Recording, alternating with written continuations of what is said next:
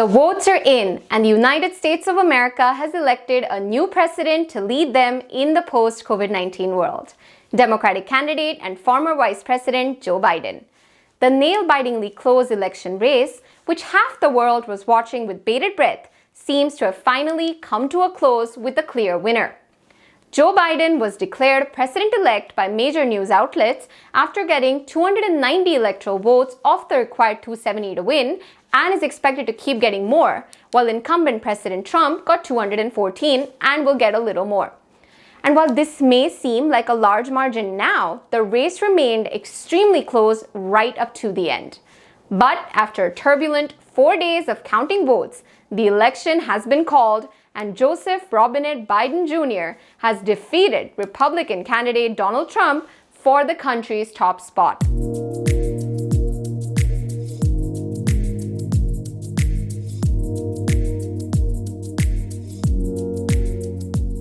The Democrats haven't even taken office yet and have already broken 5 major records. Biden got more votes than any other president in the history of the United States, a whopping 74 million. Yes, even more than former President Obama got in 2012. Needless to say that Biden also won the popular vote this time.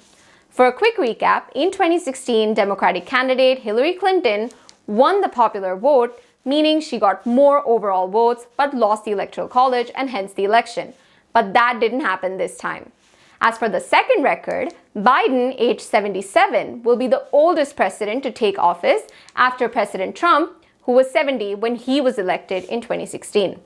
The Democratic win also makes Kamala Harris the first female vice president in the country's history, along with being the country's first Black and first South Asian vice president. We did it, Joe. You're gonna be the next president of the United States. This blue wave has taken North America by surprise, since many were predicting a Trump win immediately after polls closed. So how did the Democrats pull this off? Well, they managed to flip traditionally Republican states like Arizona, Michigan, and Wisconsin, which ultimately led to their win. But perhaps the biggest surprise of the election was that they managed to flip Georgia, which has been a Republican state since 1992. Honestly, that's another record right there. And while most of these states started leading red, as in registering more votes for Republicans, they flipped after the mail-in votes were counted. A lot more Americans voted by mail this year than any other election because of the COVID-19 pandemic.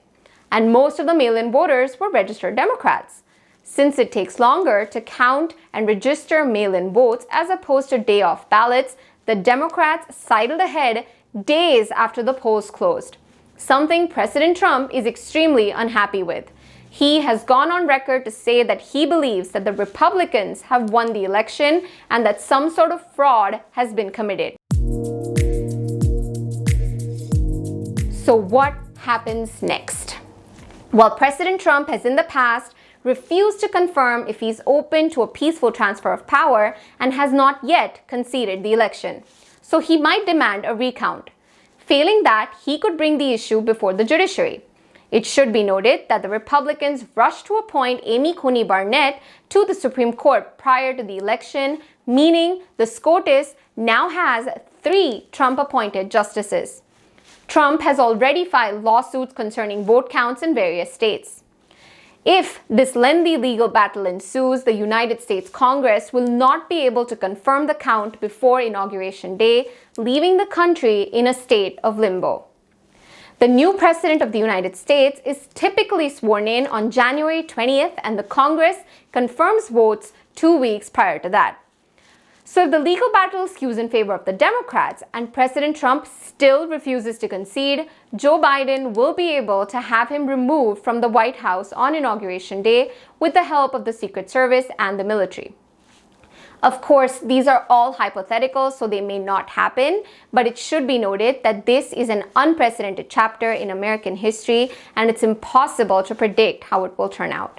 But if everything goes to plan, President-elect Joe Biden will be sworn in on January 20th, 2021, and will become the 46th President of the United States of America.